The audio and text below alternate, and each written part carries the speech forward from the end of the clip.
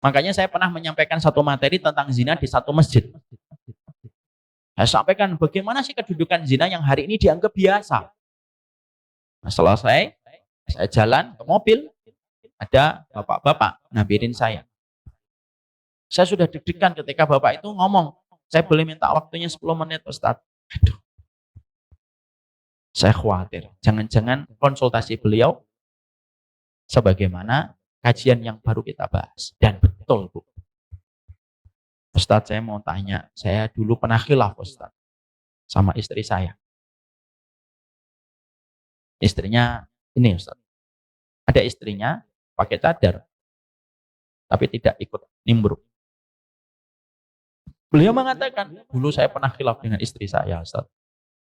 Kami melakukan hubungan sebelum pernikahan dan hamil istri saya. Lalu saya menikah dalam kondisi istri saya hamil 2 bulan atau 3 bulan.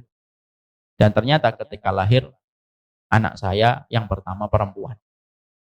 Hari ini kelas 3 SMP. Ketika anak saya perempuan ini sekarang sudah dewasa Ustadz, dan nanti akan tiba masanya belum menikah. Tadi kata Ustadz, anak yang terbentuk embrionya sebelum pernikahan, berarti bapaknya tidak bisa menjadi wali nikahnya. Saya bilang, iya Pak.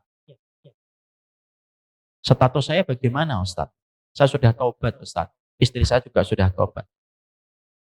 Saya tahu, karena beliau sering saya lihat di kajian.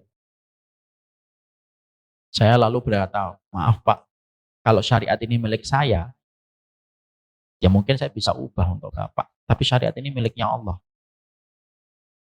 Dan saya tidak bisa mengatakan bahwasanya Bapak bisa mewakili menjadi wali dari anaknya nanti kalau menikah.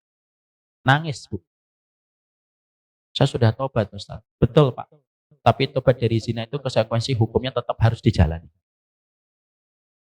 Istrinya nangis tuh.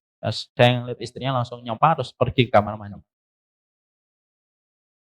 Saya nanti ketika anak saya nikah terus gimana? Ya Bapak harus sampaikan, nah kamu dulu terbentuk embrionya sebelum ibu dan bapak nikah. Harus mulai disampaikan dengan kejujuran, kehati-hatian sembari kita minta pertolongan sama Allah.